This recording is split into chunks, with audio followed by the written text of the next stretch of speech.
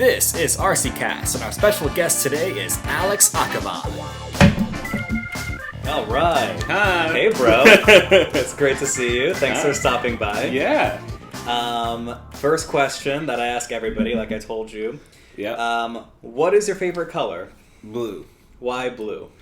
So you're wearing blue. I'm wearing blue. I'm thinking about it. So totally honest answer, and I'm trying to think. I've been thinking about it. Is when I was maybe like 5 or 6, the girl I had a crush on's favorite color was blue, and so I was like, oh, that's mine too. And then for a lot of my life, that was the answer because whatever. But in really thinking about it, it is, and I do wonder if it was because for all those formative years I just said it was, and so seeing it made me feel excited because I'd be like, oh, that's my favorite color, and then maybe that's why I have that connection to it now. But a little more objectively, I don't know, I like the different shades of it. I kind of like sky blue. It can make you feel good, but it can also be sad. It can be calm. Yeah, so part of it's because I'm used to it being my favorite color, but I really can't say I like another one better. Green's never connected with me as much. Red can be kind of violent. Yellow, orange, a little boring. I like pink. I do like pink. I think that's a cool color. But yeah, I'm just blue, and depending on the day, it's a brighter blue or like a darker blue. Right. But, yeah. Are there specific other associations with blue, like that aside from like obviously shirt in the sky and all that? Ocean, sky, right. Nature. You kind of and the rivers and all that stuff. Like I like water, and you think of water as blue. Do you find that your mood is affected by colors that you see around you? Yeah. Yeah, for sure. But in that respect, all colors. I like the diversity of colors, right? Right. So I wouldn't want blue everywhere. I like that I see green and red and everywhere. Like that's the best part. Like all colors. Like I like the mix of all of them. If I had to pick one favorite, like middle school style, like Dad would be like electric blue or all these different shades, and I get it. That's what he said. He said Dad's answer was of course imperial yellow and electric blue. Yeah, and I like electric blue. It is a good one. Yeah. But I kind of like turquoise too. I love turquoise. Yeah. Yeah, but in general, I like the variety of colors. So when I see, it's when I'm walking around, like what affects my mood. Seeing all of them is probably what affects my mood. Right. But yeah, if I had to pick one, it has been blue ever since. Yeah. My crush says. Well, it is true. A lot of people do have their moods affected by they dress a certain way. They either dress in black because they identify with black and or neutral colors or earth colors, because they believe that colors do have a power to evoke a certain mood or vibe and all that. So I'm curious, like what are some other things out in the world that you do affect? And I know some people also get affected by weather, for example. When it's raining, they get sad, or when it's sunny, they get happy. So how does your mood evolve in the course of your day? When just being outside, for example? Or like what natural things can affect my mood? Yeah. Well, apparently ever since I was a baby, I'd be really calm at the ocean. That has not changed. That's I correct. just get really quiet. I just get really pensive. So that's probably among my favorite landscapes, is just ocean and sand, and the softer the sand, the more of it there is, I tend to like. Why do you think that is? I don't know. And it's weird because it literally goes back to like infancy. So it's not like, oh, when I was 8 I had a good memory. No, like it's just my mom says like, yeah, you were always quiet as a baby at the beach. So I don't know. I think maybe it's pretty, but it's also like it's kind of similar effect of when you're looking at the stars and you see how vast things are. It kind of covers that, but it's also fun. You have like the sand world you're in where you can do like sand activities, but you get into the water, and then there's like a whole other world there. Yeah. With that said, I like pools better than like swimming in the ocean. But in terms of like what instantly relaxes me, yeah, any sort of landscape that has water involved, especially if it's ocean and sand, makes me really like super relaxed, super pensive. Do you have a favorite beach in the world, or a particular spot that you know? I have a spot in LA that I like. It's kind of almost at Will Rogers, kind of like when you go really north of Santa Monica Pier, but like way before Malibu, kind of like halfway in between. Yeah. It's usually kind of quiet there and pretty, and like you're a little closer to Malibu, but you're away from the crowds in Santa Monica. So I like that. I do like the beach of LA's a lot, just probably because there's so much sand. The waves are the right amount. It is a little cold, but I do like it. But you know, I went to Hawaii recently. Those beaches were unbelievable. But yeah, so you know, and Hawaii probably has the best ones I've been to if I think about it.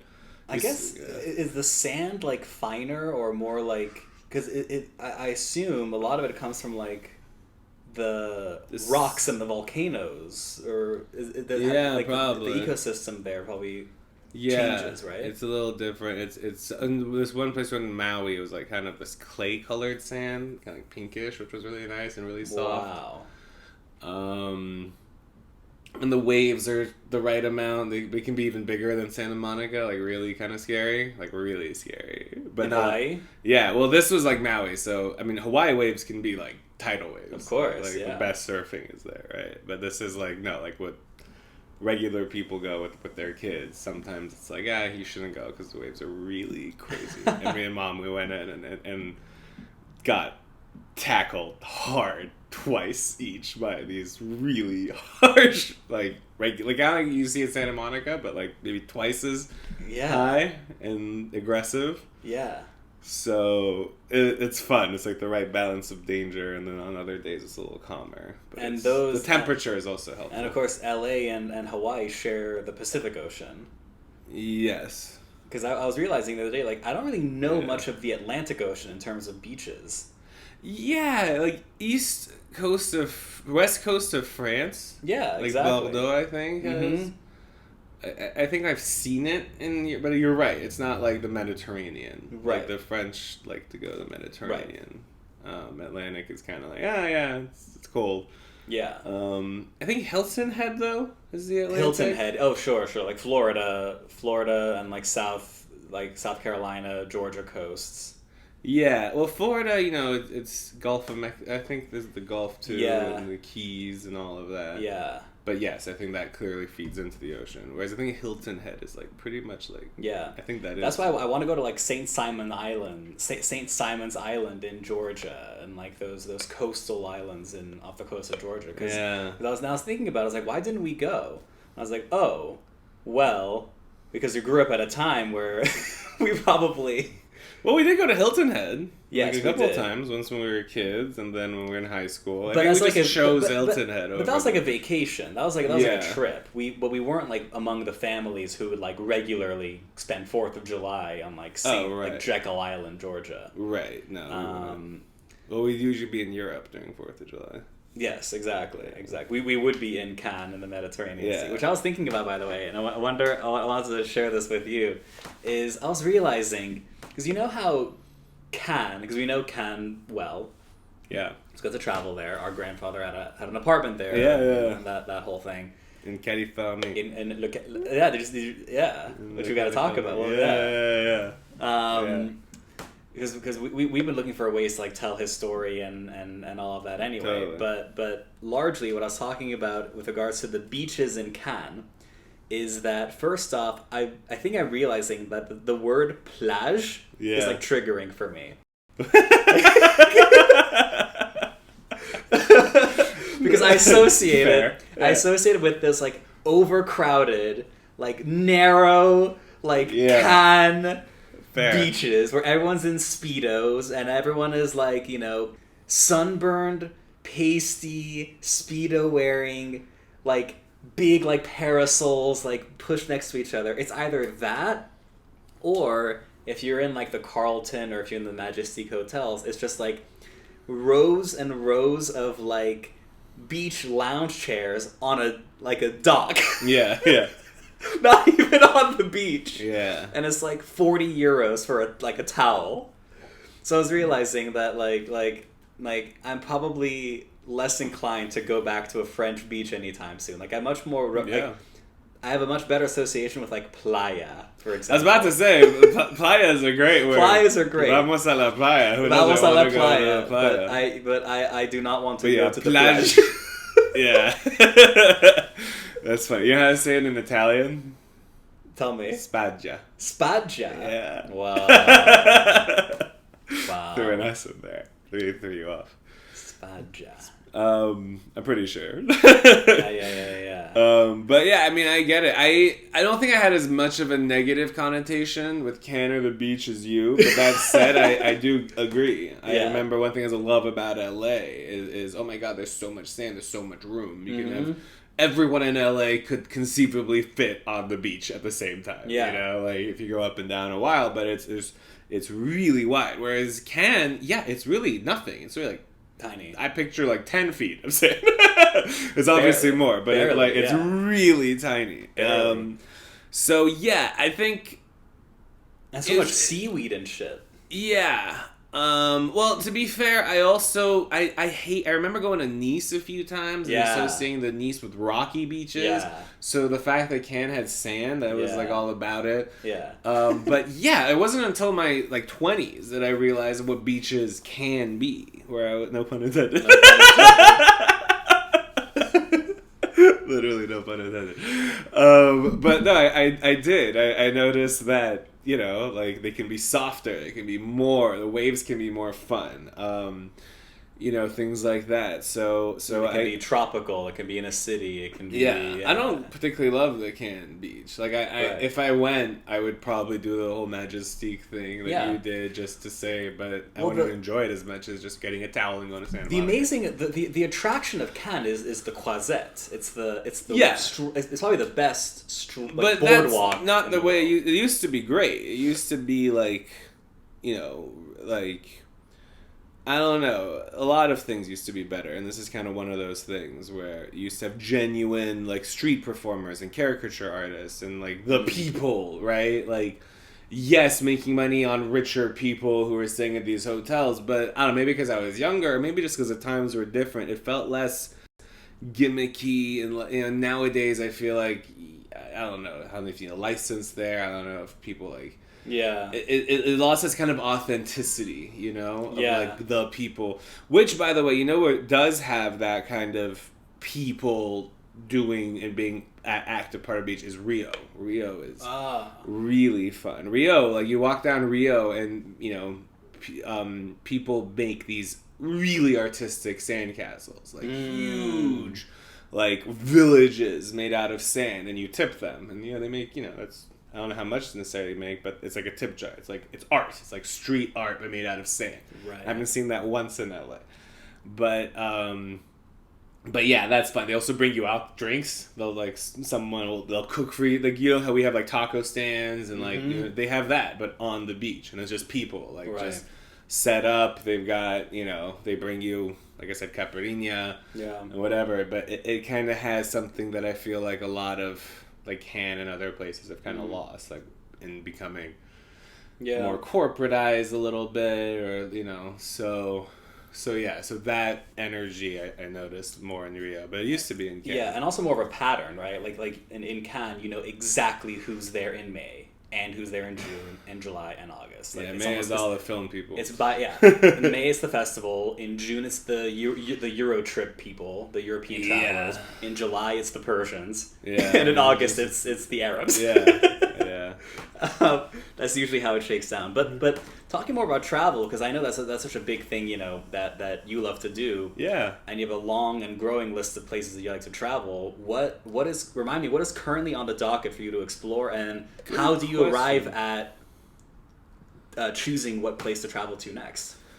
Yeah, you know, it's been a gradual change, I would say, but a very significant one. I remember being terrified to go anywhere alone. I remember the first time I ever went anywhere alone was when I was 15, 16. I went from Atlanta to DC to speak at this like conference. Mm-hmm. And, you know, I remember like, Mom, can you come with me? Like, you know, and she's like, I can, but, you know, maybe am I going to be okay on the plane by myself? You know, and, you know, this isn't like a kid. Yes, I was a minor, but I was still like, you know, was perfectly able, but it was still nerve-wracking, and I remember being really nervous about it. But I did it, and kind of, went there and back. It was cool. He had a car pick me up because I was delivering the speech, so that felt cool and official. Was that the National Young Leaders Conference? Yeah. Yeah, they flew me out to D.C., and it was cool. And then, I don't know, I think I kind of, popped my cherry in that regard. After that, it was less daunting, the idea of doing it. And obviously I went to college, which involved going back and forth. But I think, going away for college, because I was far from everyone. The whole family was in Atlanta when I left, and then eventually half the family was in Paris. But it was like, oh yeah, you're going to have to go everywhere That's alone. true. And the family moved to Paris, or Mom and Yasmin did, while you were in college. Yeah, after my freshman year. Yeah. So I had 1 year of my home life as my home life, which was great, which was a great year. I really had that authentic freshman year Thanksgiving where family, brothers, sisters, you would get taller every time I'd come visit. Your voice would get deeper. It was. I didn't realize. I never appreciated that. That's true. It's kind of cool. I remember it'd be 4 or 5 months would go by I wouldn't see you, and you would grow 2 inches. Sure. Yeah. Well, Your hair would get longer. I was in 8th grade or 7th grade. Yeah. That's the time. What happened. So that was kind of fun, and I did have that. And then, for the rest of it, I got to go to Paris and Atlanta. So I got used to traveling by myself, but it was always for kind of nostalgic places, familiar places, going home, going to Paris, seeing my family. That was about it. Any trip I would do would be with people. And then I guess when I went to Florence, I did a lot more traveling just around Europe, kind of with my friends. So I guess I kind of got the bug there, probably, of just how exciting it can be to go to new places. And then at some point it kind of evolved into being really adventurous. I want to explore now. I like going back places I know, and I have my favorite places, and that hasn't exactly dissipated or anything, but it is now on equal footing with the part of me that wants new stuff, new learning. I think it happened when I was 27, 28 maybe, after college, after law school, where it was the first time in my life no one was telling me what I had to do or what I had to learn. And it was, and my whole life it had been study this to get a good grade, so you get a good job, and study this. Oh, you got a C, fix the C. Just everything became about how to get the best grade. And I did love what I learned, and I would take more than I had to, and I would genuinely like it. But it's still ultimately, at the end of the day, it was about getting the grade, And so, no matter how much interest I had in the subject, it would kind of take a back seat to how do I get the grade I need so that I can do all the things I need to in my life. But all of a sudden, when it was no one, you can do whatever you want. What do you want to do? There's no one there's no exam coming up. There's no paper to write. There's no book to read. What do you want to do? And I was like, oh, I want to learn everything. I want to learn all of it. I want to start over again, basically. And I think I had a really good education, so I had all the dots, partly because I had to memorize them for the test that got the grades, etc., etc. But it was also, I kind of lived through enough life and gone through enough of my own emotions, seen different societal cycles, when I was a kid, it was Clinton, and then, it was Bush, and there was the Iraq War, and then, Obama came, and then Trump came. Just kind of seeing and observing, individuals and societies and how they go, and just kind of living in a certain way and realizing how much all of this has been lived and how history is humans and people and stories, and connecting to pretty much everything I read, instead of, do you remember when Alexander the Great was born? Do you remember what battle he won? Do you remember what he did? Do you remember who the French kings were? Do you remember who the president of the United States was in 1852? Do you remember who won the battle of this? And it's I can remember, Napoleon, early 1800s, something. I can generally track, but I never really cared or processed what it all meant. It was always just information.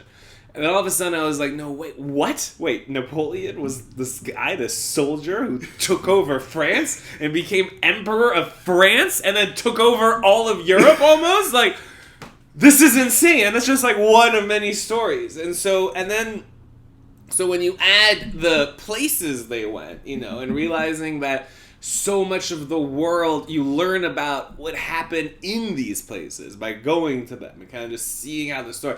Like, for example, I was telling you recently, we were watching The Godfather, partly because I've been watching the show The Offer. Mm-hmm. And I realized, I've seen The Godfather, but kind of... Because people told me to, and, I watched it, and I liked it, and I got it, but when you tell me what... the story behind things, it kind of triggers my interest more.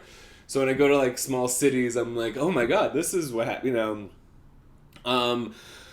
So all of a sudden, it was like everywhere you go, there's new stories to learn and people to hear from, and it all fascinates me now. Like before, I would have been like, I just want to go to Hawaii to do the beach, but now I'm like, no, I want to know how Hawaii became a thing. Like who was here first? How did how happened there? And just picturing that. Oh, this is where that happened, and this, is fascinating. And then you see the type of problems other countries deal with, how they're similar to ours, they're different to us, the opposite. It kind of it literally expands your view, your horizons. Like, it really does. All of a sudden, just by being somewhere else, you grow, So I've had, spiritual connections, intellectual connections. So now, I went to New Zealand, which is probably the farthest I've ever been from anyone, 6,000 miles from the nearest familiar face.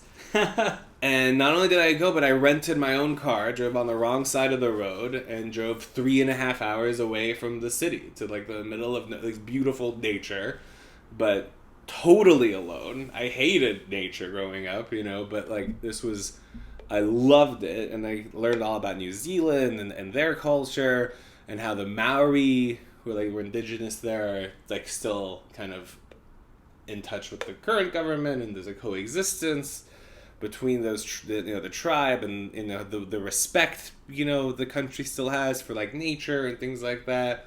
It's just really interesting. So basically, where I am now is a balance of, I like to go back to places I've been before to water the plants and get deeper into my understanding of those places, eat at the places I enjoyed, all that stuff. But also prioritizing new. So I think this most recent trip I took to South America, a perfect example of, I did Sao Paulo. I'd been to Brazil, but never Sao Paulo, so that was a new city. Then I went to Buenos Aires, where I'd been once before. It was my second time. Loved it. And then I went to Chile. I'd never been to Chile before. So that trip kind of got me the adventurous side. I got a new country and a new city. But it also, filled the more nostalgic, more desire to go deeper into places by returning to Buenos Aires. So that's kind of where my thoughts are now, is I want to learn more, and I want to learn about the history of these places, but I also want to go back to places I know, and have fun and kind of master certain things, so that, if I ever go back with a significant other, with a friend or whatever, I can be like, oh, we got to go to this restaurant. Oh, I know where this is. Oh, you got to try this place. And I also take a lot of joy into sharing my experiences with other people, so there is that element. Sure. So it's a balance. I want to do something new, but I like doing things I've done before too. That is really interesting to hear, that your way into travel is through history. Kinda, yeah. Because I know, obviously, my recent getting into more of Anthony Bourdain's work about how his travel was through food and culture.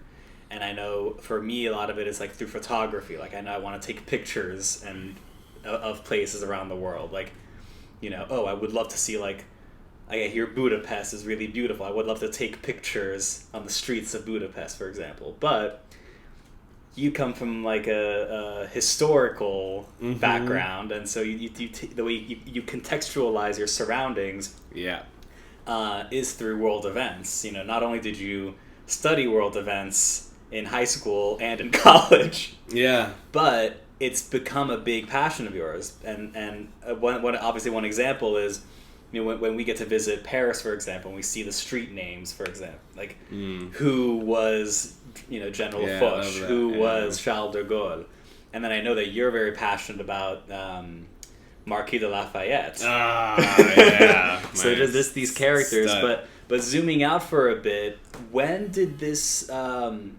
passion for history start for you, and how do you nurture it today? Yeah, so I guess it started in high school, where, we're doing European history, World War I, World War II. I think I got really fascinated by World War I first, I would guess, partly because it was, unlike World War II, where there's more clear aggressor and kind of the morality's a little easier to kind of gauge. World War I, a lot less so, and I kind of like the ambiguity, is it's like, everyone was kind of at fault, and kind of the result, and what still fascinates me about it is this was like after almost 100 years of peace, right? Like you had gotten to the point almost where, I'm not saying that it was total peace, but in general, yeah, like there was little conflict, which had kind of dominated Europe for so long, and all of a sudden it's this time, and so you see what happens when people forget the concept of war. In World War II, all of this romanticism about people going to war, but it was kind of the ultimate, like, I got these people's back, and you've got those people's back, and because this guy got in trouble with this guy, now I back him, and then you back him, and I remember, like, talking about it with my best friend, Avi. We would take the same class, and I just started describing everything I would hear in, like, layman's terms, or almost, like, in borderline vulgar, certainly, like, very colloquial terms. And it would be, like, I would hear, like, this academic analysis of the Triple Alliance and the Triple Entente or whatever it was, and I'd just be too tempted to simplify it. I'd be like, all right, so Austria-Hungary declares war on Serbia, and then Russia's like, that's my boy, I'm going to declare you, and then Germany's like, oh, well, I got his back, and then England and France like, oh, well, we got Russia's back, and that's just kind of how I would talk about it, and it was true, and I would understand it better, but I would genuinely just find it interesting that, like, all of this would happen. But I still wouldn't say it was a fascination with history. Just more like I'm enjoying what I'm learning, but it's still something I have to do, and I have to get an A, and I have to get to go to a good college, and yeah, but I did genuinely. So it's kind of where it started. And then I kind of just did European history, like, over and over again. Kind of, like, I took it in college, European history since 1815. And I learned more than, it was PhD now teaching me these things. And so it was interesting to get level. But ultimately I knew. Then I went to Florence, and I learned U.S.-European relations since World War I. Like, very Eurocentric, but still, like, really interested in that, and each time I would relearn it. My Italian teacher, Dallamonte, he'd always say it so interestingly. He'd be like, in 1942, two things happened that would change the course of the war forever. But before we find out what those two things were, we need a cappuccino. And even though I knew what he was talking about, I'd just be, like, so enthralled. So I kind of learned, you can tell these stories in an interesting way, and it can be informative. But it wasn't until, like I said, after law school, where I was kind of clear slate of anything I had to do, where it went from, it's not that this is my favorite class or subject. It's like, I want to know everything that happened everywhere. Like, everywhere. Wow. Also, especially in the U.S., like in high school, around the same time, we took American history, and I was like, so boring.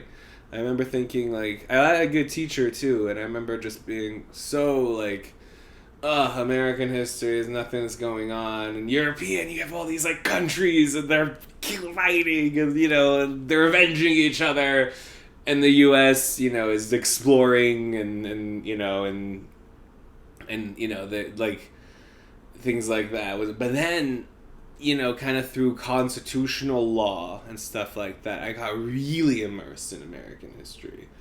And it all started piecing together, and I just found it all fascinating. Partly because I think I'd, seen and learned enough about the world that I kind of was like, okay, but what was the U.S. doing? But I don't know. I just got really into all over the U.S., like how the states were added, how, not just how slavery ended, but like the slave rebellions, and things like how the Seminoles would like free slaves and like bring them to Florida and like marry them and and things like that. Like these little stories that I would just be really interested by. The Revolutionary War and the whole writing of the Constitution. It's kind of like, to me, I remember thinking, oh, thank God on my international school we don't spend as much time on civics, which sounded so boring. But now, like, all I want to do is talk about, like, civics. And be like, oh, do you know how the Constitutions are in? Do you know, like, how to set up Congress? And yeah, the law goes through Congress, and then the Senate, and then the president signs it. And you hear the whole how a bill becomes law. I remember watching in second grade, and it would just... I'm just a bill. Yeah. Yes, I'm only a bill. And they worked. I understood how they were passed, but I didn't really appreciate like the miracle of the design of it all, of how we're kind of like, 7 years old, and and like, I'm just a bill, and they're like, okay, cool. But how that idea didn't really exist. Like, yes, you had senates and you had forms of democracies, more or less that history, like ancient Roman stuff, but the writing of the U.S. Constitution and just the structure of it all was like pretty new and really brilliant. And when you kind of realize the context and how this all pieced together, like I remember a few years ago, I remember Wikipedia, this is like after law school and all that, just Wikipedia, what were the Middle Ages? Like, what was that? Like, what the hell, what is it?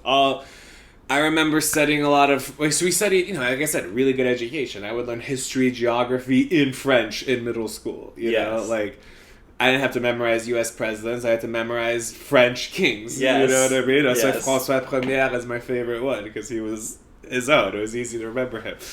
There was like 18 different Louis. Only one François Premier. But there was a last Louis. Yeah, well... Arguably the 16th or the 18th. There was technically the 18th, but really 16th he knew Lafayette. They were together.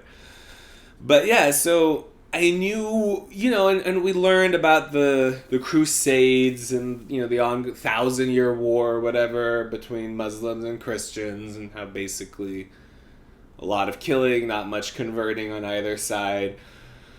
The popes and the Protestantism, like how Luther protested and started Protestants, and then different denominations of Protestants, and I just remember being like, there's a lot of religious stuff, but but what happened? Like, what is this? Why is it called the Middle Ages? Middle of what? You know what I mean? And, Wikipedia very simply was like, the Middle Ages is roughly from the fall of the Roman Empire until the Renaissance. And I was like, huh. And then it all kind of clicked for me. Like, I'm like, wait, yeah. So we had, like, a whole Roman Empire with roads and plumbing and education and books, and you had Aristotle writing all this ancient philosophy, and before Roman Empire was a democracy too, so you had a flourishing democracy with maybe not internet, but a lot of like modern stuff, and then you have pretty much nothing for like 1,000 years. I mean, look, in the Middle East there was a lot. It was kind of the golden age of Islam was around then. And things did happen, but ultimately, like, especially in Europe, like, the Colosseum just fell apart. People just took pieces of it. Like, people forgot what it was, and all this burgeoning society totally crumbled. Everyone just kind of went back into, like, their own tribes, and the only thing that was left was, like, organized religion. You know what I mean? And then when you think of Renaissance, which I just was like, Renaissance, was that 1800s? Was that 1500s? It's like, It's like 1500s. Oh, okay, good. Memorize that for the test. But then I was like, no, it's like, and I was like, what's Renaissance of what? Like rebirth of what? And I'm like, oh, rebirth of all of it. Rebirth of the world. Yeah. Like it went from this, like this 1,000 years pretty much of religion and war, It kind of dominated the whole world history. It was either religion or war, or, religions at war with each other.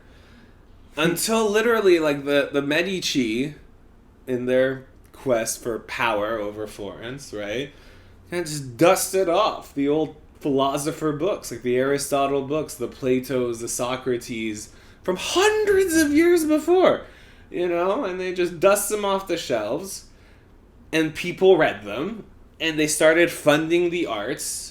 And all of these artists, the Da Vinci's, all of them, Michelangelo, they start creating art again, and the excitement and the education, the philosophy comes, and so that births the Enlightenment, right, which happens in like the 1700s, and all these French philosophers are all of a sudden like, wait, why do we kill each other for God? Do we even know God? Why? What? Challenging all of this, right? Well, also, what was also happening, because Shakespeare also was around the Renaissance, of course. Yeah. And Shakespeare famously, set a lot of his plays around other cities in Europe, because he did a grand tour. He traveled as part of his education to Italy and to France and to all these places. Yeah. So travel between nations also, I think, what we were talking about earlier, connecting cultures, connecting ideas. When you said the French philosophers, were connected to what was happening in England, and they were all trading notes as well. So, and also, when you think about how all of these countries were eventually formed during the Middle Ages, right? They were all speaking Latin. All of them were all speaking Latin. And then they all just isolated themselves from each other for 1,000 years. And you've got 5 distinct, completely different languages coming from Latin. None of them speak Latin anymore. The Italians have their own version. The French have their own, the Spanish. Like, they all just, over the 1,000 years, gradually just started speaking in a different dialect that only they understand. These languages were created. And then, then you have, this just basically re-energizing of there's more to life than just dedicating yourself to God and dying, basically. was kind of what it was. And I think the plague had a lot to do with it, too. Yeah. 1300s, everyone was like, well, maybe we should focus on the good things happening in this current life, and then we could think about the afterlife later, And that energy kind of spearheaded the Renaissance, like I said, the Enlightenment, and then eventually you have the American Revolution, which put a lot of these ideas into practice. Freedom of speech, freedom of religion. And then separate branches of power, like going against the concept that one person should have the power over all of these things, like splitting them up, judiciary, legislative, executive branch. All of these things that basically were founded modern democracy. And now, well, until maybe pretty recently, but at least until a couple of years ago, it was considered, this is the best way forward. Everyone should become a democracy. And a lot of places have. A lot of the world is a democracy. Even Iran, in some form, as much as it's not a liberal democracy and is, pretty autocratic and authoritarian, there is a republic, ultimately. There's a parliament, and a lot of this kind of came from the American Revolution, and which was a result of all these other things. So, once I kind of got into that, into realizing how it's all history and how it all could always change, and how one little event here created this colossal thing, is fascinating to me. Hey everyone, it's Arsycast. I hope you're enjoying this episode. If you are, remember to subscribe and hit the bell notification so that you can get notified every time there's a new video on the channel. Enjoy part 2. Well, that's a great segue into your podcast, which discusses exactly, using the Constitution, the American Constitution, as a springboard to figure out how society in America progressed through different and evolving and almost contrary and the ups and the downs of interpretations of the Constitution. Yeah. So, give us a summary of what does May It Please the Court, what do you do on that channel, and what do you seek to do with it? So the goal, it all started because, everyone was so mad about so many political things. Like, for example, Roe v. Wade. Like, this dominated political debates, judicial debates for the last 50 years. It's kind of all everyone wanted to talk about. And yet no one really got into what the case said, what it was, the history of the case, what the legal argument was. It was basically you're pro-choice, you need Roe v. Wade, and if you're pro-life, you hate Roe v. Wade. And that was kind of the way it was supposed to be, even though I knew it was a lot more complicated than that. Like, I was trying to explain to people, you can actually be pro-choice and not like Roe v. Wade. Alternatively, you can be pro-life, but be like, no, but I think that was a great decision, though, because even though I'm pro-life, I don't think the government should do this. So, I was trying to capture that nuance, and I was originally going to do kind of an informative tutorial about this is what it is, but that kind of was boring. So I kind of, it was one day where I'd kind of glossed over this whole era called the Lochner era, where similar reasoning that was used in Roe v. Wade had been used for, like, economic rights to stop people, like, to ban minimum wage, for example. I remember it existed, and I literally spent a paragraph on it, like, not even 2 minutes, just glossed over it. But then I was like, and kind of dug into the research. I'm like, how did that whole era end? And then I, found this whole thing about FDR trying to shove 8 more justices on the Supreme Court, or 6 more. He really tried to pack the court. He really did, and I was like, oh, this is drama. This is excitement. And I'm like, maybe you should just make the whole podcast about this. I remember thinking, no, that's too overwhelming. You can't. That's too much. Let's calm down. Let's do what we're gonna do. But then, eventually I got feedback that, it was a little dense, a little kind of, what I was getting at was a little too... It's not that it was informative, but just very dense and very kind of, this is a bunch of information just being thrown at you. I remember. So now I was like, we need to rework this and tell a story. And if you're going to tell a story, tell the whole story. So, what May It Please the Court is each season is a different area of law, and each episode is a different case/key moment in the development of that sentence and what the journey it went through. And I was mostly intrigued by the fact that there's one sentence in the 14th Amendment that was used not just for Roe v. Wade, but to legalize contraception, to legalize interracial marriage, to legalize homosexual conduct, because we had anti-sodomy laws in this country until 2003, and eventually same-sex marriage. And I kind of thought, well, if I start with how this began and how it ended in 2015, like the season finale is gay marriage, but each episode is a case, each case is an episode, and the same, and I realized, like, the structure of our law is similar to how a series is structured, like a series of important moments that led to this final culmination. And so I was like, you should tell the story like that. Each one episode that was a case. And yes, had that case not happened, then this case couldn't have happened. And then this case, and then they thought this was over, but then they brought it back and they did this. Yeah. And so it's kind of, it keeps unraveling. And when you see it that way, it's endless drama, right? And when you see it as all of these cases were made by 9 people, sometimes 5 to 4, which meant that one person could have thought differently and changed the outcome for everyone. Sometimes 9-0, and you're like, oh, wow, I can't believe they used to do that. Yeah. Sometimes, 8 to 1, and each can be really interesting. It's almost like precedent becomes your previously on. Literally, and that's kind of how I see it. Like, I read, like that's the thing. That's how opinions are written. Yeah. Is they say the facts of the case, and then they get into their analysis, and they'll be like, in 1932, this court held that whatever. Well, we think this is just like that case, so it holds. Or we think this is different to that case. That case said this, but this is a different situation, so we're actually going to be a little analyze differently. Yeah. Or you say, yeah, it's the same, and I change my mind, and we as a court overturn the prior case. Well, what I think is so fascinating about your podcast as well is that it gets into a big part of it is that you help contextualize why it's important that these specific people were on this bench at this specific time and how they each got there. Yeah. Who was the Chief Justice who persuaded so-and-so to do this? Who was the president that tries to do this and this? And I remember, as concisely as you can, but tell us about the switch in time that saved nine. Yeah. Right? What a name. Yeah.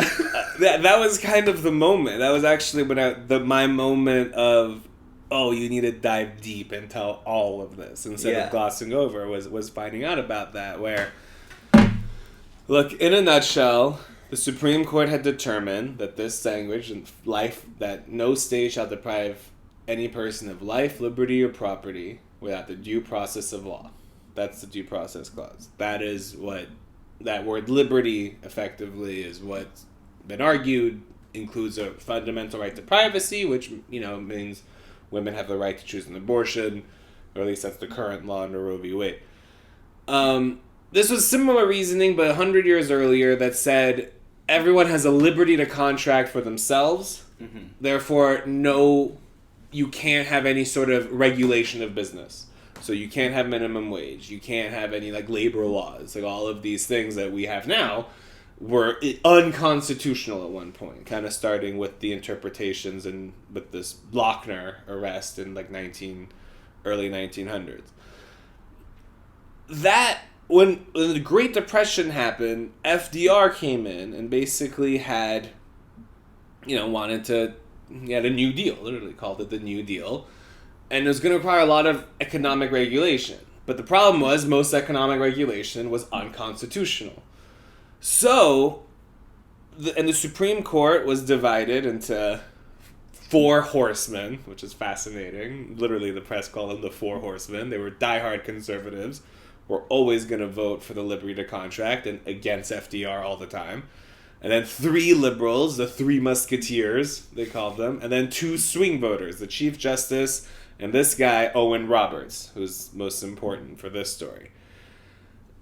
And the swing voters had voted with the conservatives because that was the law. So FDR found that a lot of his economic regulations were being struck down all the time. He'd be like, hey, let's try this. And the government, some of them were good, some of them were kind of crazy. Some of them was the government will set the price for all of these industries. We'll just tell you how much you can charge, for a lot of stuff.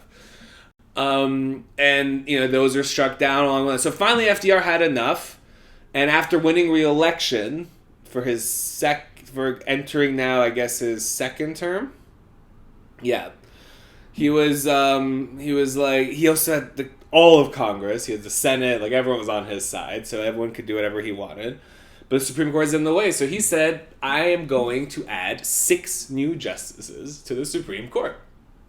So how can you do that? Well, Constitution doesn't say how many there have to be. Constitution just says the president will nominate and the Senate will approve.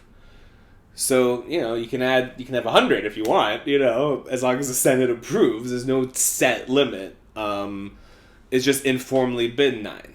At one point, Lincoln made it 10, and then it went back to 9. So it has fluctuated anyway. So he said, I'm going to add 6. And he got, really aggressive about it. He was like, yeah, these judges are old and they're crazy and we can't trust them. We need 1 new justice for each justice who's over 70 years old. That was what he said. It ended up being 6. And he would have passed. The Congress hated it. In fact, the senator, the majority leader, died from the stress this caused him. I think it was the majority leader. In the middle of debating, getting the court, the pressure was so much that he literally died. And everyone was like, look, FDR, you can do it. Everyone's on your side. They'll do whatever you want, but don't do it. That's and when you think about the context, Mussolini had risen in Italy, Hitler was prime and leader in Germany.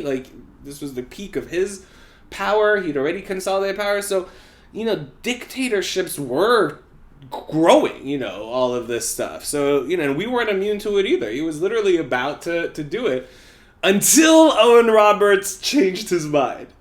And Owen Roberts said, okay, look, I'll change my mind. I'll side with the liberals.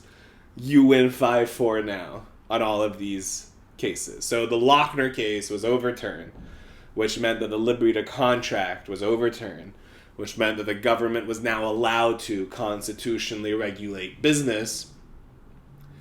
And because of that, FDR didn't need to add 6, because now Roberts basically said, I'll go along with it, just chill out. And so him changing his mind is regarded as the switch in time that saved 9. 9 justices. 9 justices. And the expression comes from, it was like some old expression, like a switch saves 9 or something, like some sort of like a motto or something. I forgot exactly what it was, but it was known, but like kind of obscurely referenced. But yeah, they called it the switch in time that saved 9. Wow. I don't know what, like it just sounds so epic. But yes, like it did. So what do you think? You have, the first podcast was 10 episodes. Yeah. The first season. And I know that you're working on the second season now. Yep. The first season was about the due process clause in the 14th Amendment. The second season is about the equal protection clause in the 14th Amendment. And it follows a similar structure. Yes. So my question is, what have you learned between seasons 1 and 2 that as society has evolved, as opinions, as we've had another administration change, the temperature of the country has become more polarized, the views on the court have become more polarized, the threat of packing the court is again, on a lot of conservatives' minds, that the liberals want to do. They use it as a campaign tactic of how, liberals are going to pack the court again. Of course, recently it leaked that it seems that the Supreme Court may overturn their decision on Roe versus Wade. So as you're developing the second season and you're talking about issues that are all interrelated as they relate to the Constitution and individual rights, what have you learned, A, about the stories that you want to tell, and B, how you choose to tell them? And what can we expect out of season 2? Well, look, so season 2 is going to be the subject of the Equal Protection Clause, which is effectively the story of race in the country from the point of view of the Supreme Court. A lot of the change I kind of knew, but as I read more of the stories, and it's a very different tone. A lot of season 1, there were challenging moments, like when, for example, in the Bowers versus Hardwick story where, gay homosexual conduct was almost legalized, but it failed.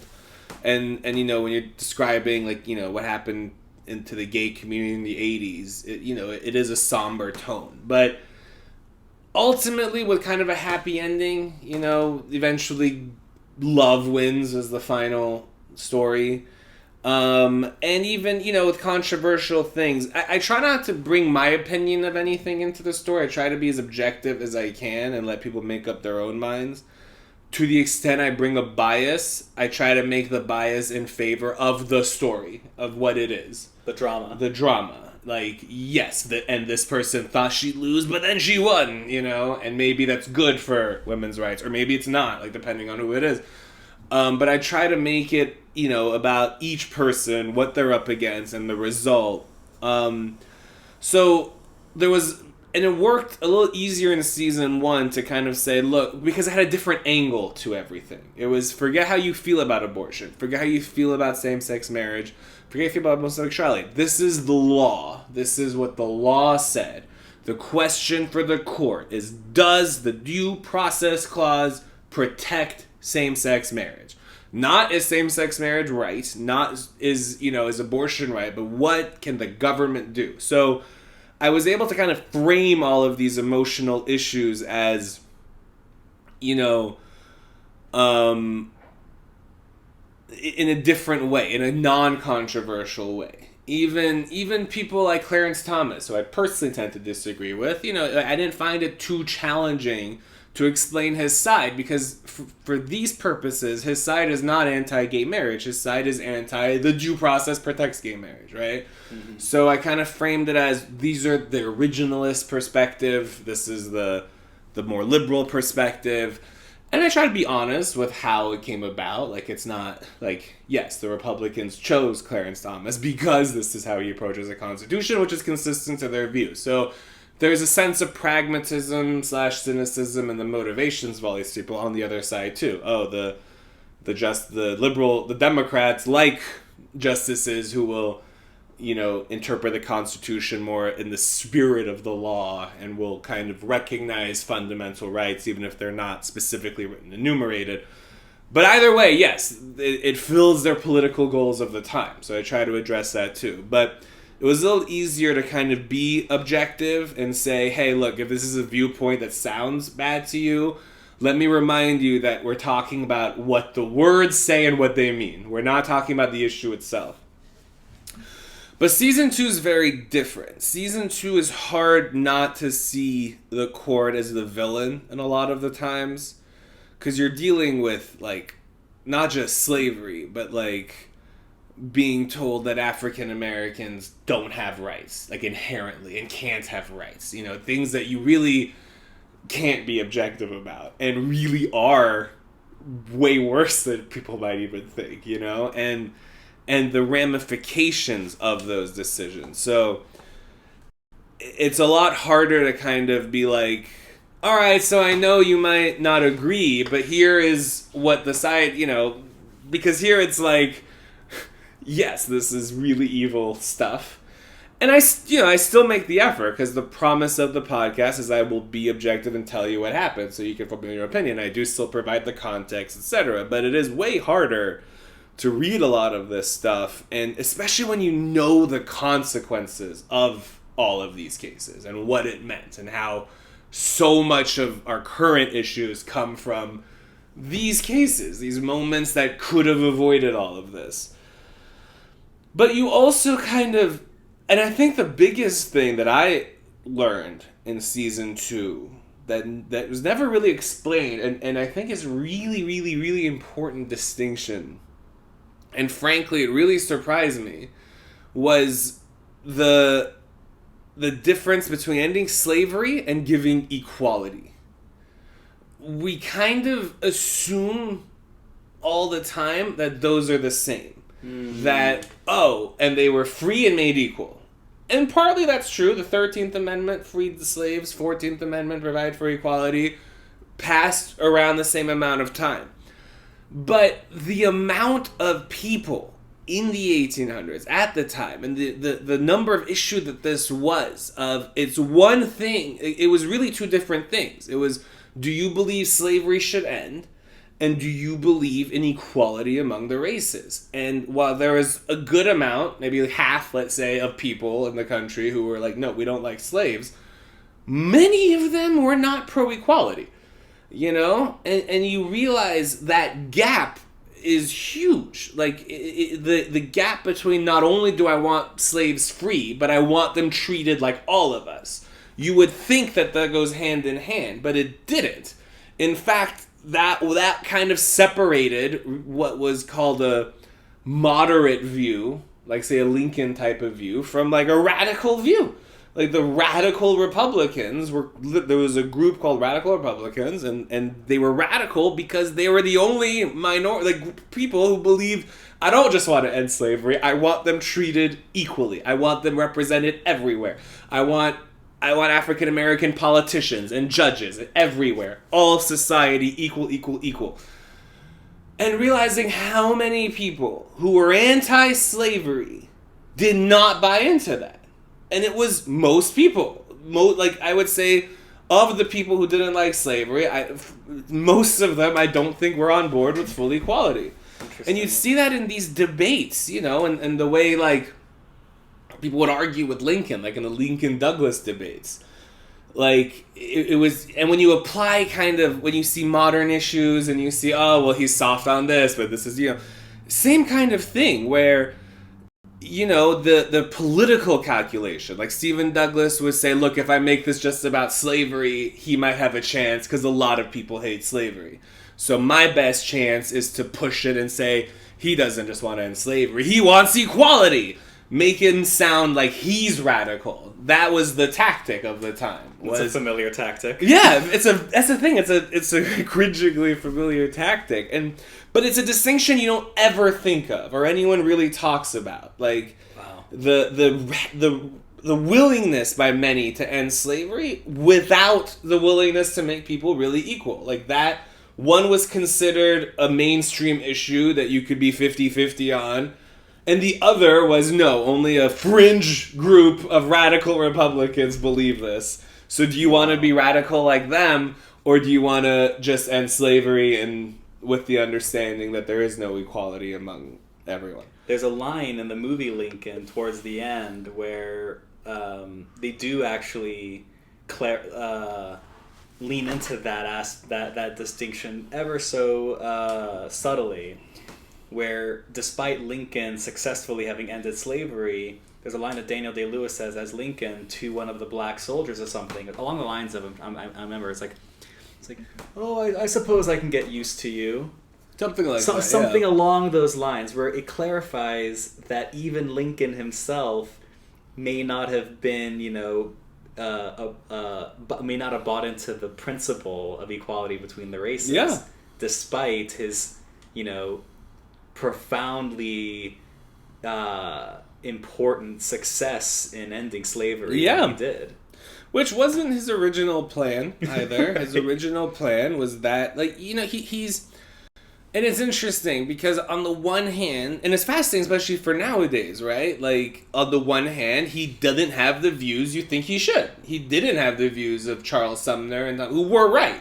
Who were correct. Like, equality was better, and none of you should have hesitated about this. Why even entertaining the idea that equality isn't a good thing?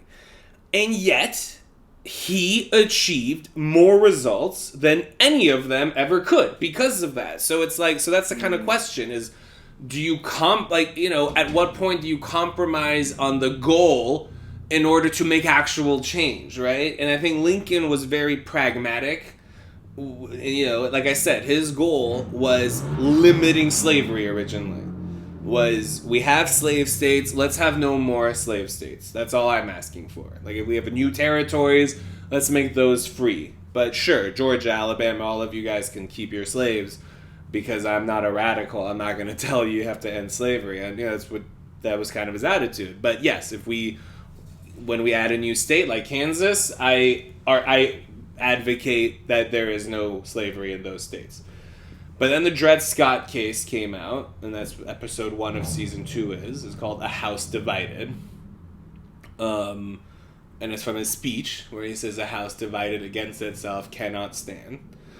But what people don't realize is that speech was about Dred Scott. It was about the Dred Scott case. And his argument was, which I talked about in the podcast, but essentially was the case where the Supreme Court said no African American has any rights that a white man has to respect, or something along those lines. So he was so against that case, and he was like, now, because that case, in addition to saying that, legalized slavery in all territories. So it's kind of the inverse of what Lincoln wanted. What Lincoln was like, well, the slave states who've been slave states can stay, but everything new becomes free. This was the reverse, was if you were free when the Constitution was written, you can stay free, but otherwise, everywhere new has to allow slaves. It also used a similar life, liberty, property, due process argument, which is why a lot of Scalia's of the world argue that Roe v. Wade comes from Dred Scott. Not exactly, but sure.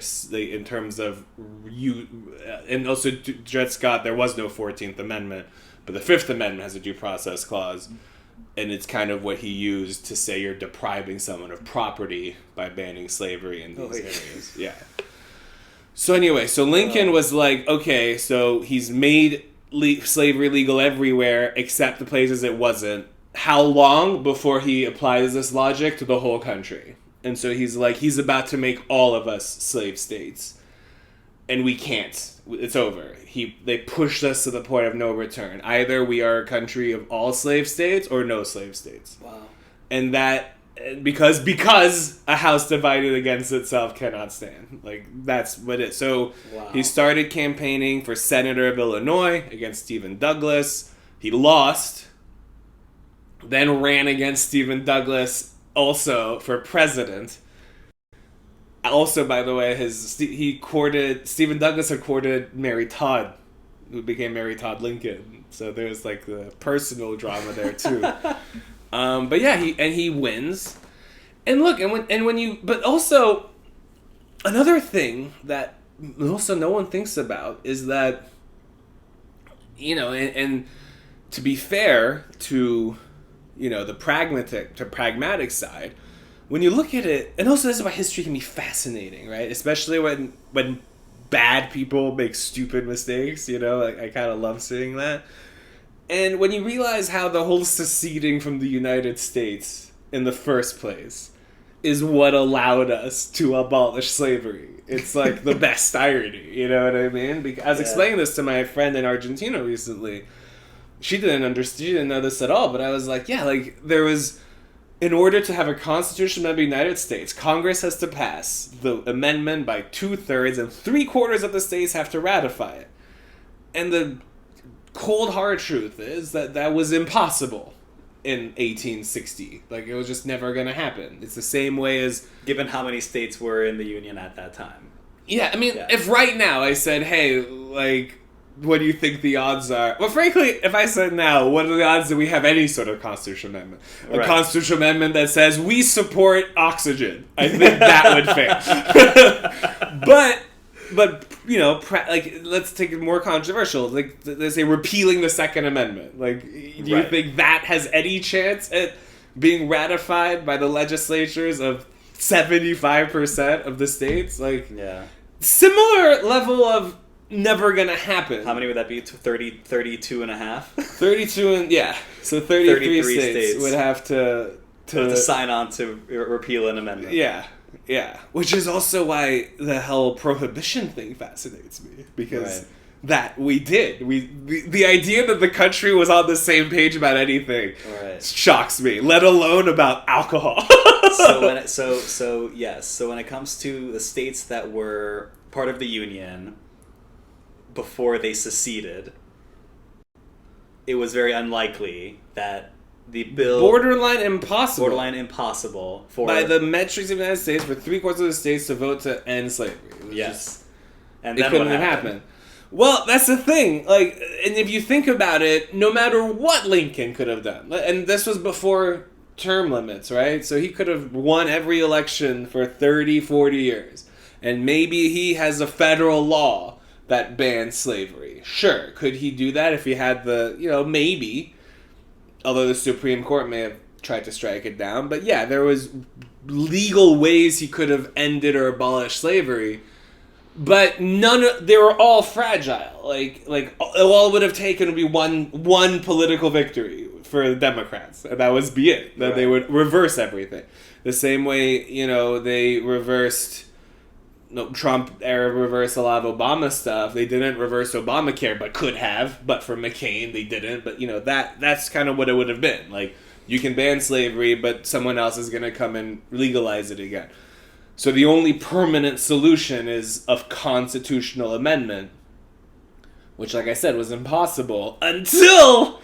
half the states and all the slave states seceded and said we're no longer part of the United States. Remove us from your political life. You pass your own laws and leave us alone.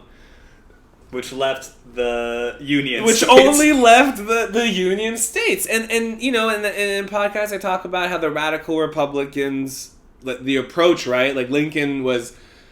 I need to keep the country together. So he would spend all of his time convincing California not to join the secessionists, the Maryland, really campaigning to keep people in the Union. And I'm sure among the things that he was, I doubt he was promising equality, right? He was only focused on slavery.